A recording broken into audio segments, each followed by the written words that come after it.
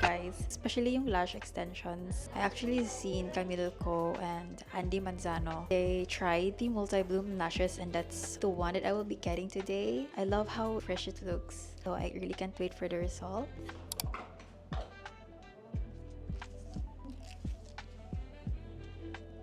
Sa akong kila.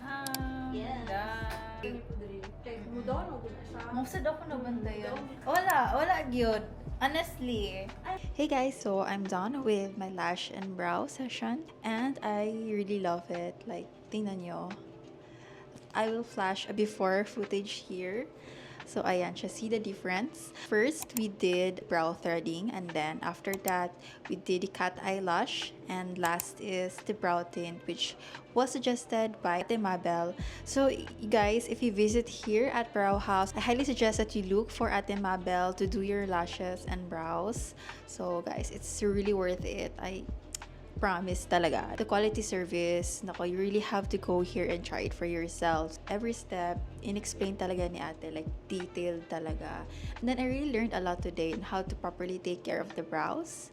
And then also sa lashes. One thing na na-discover ko is when ate suggested na I need to like schedule a brow lamination kasi nga hindi pantay yung brows ko. Yan naman kanina, di ba?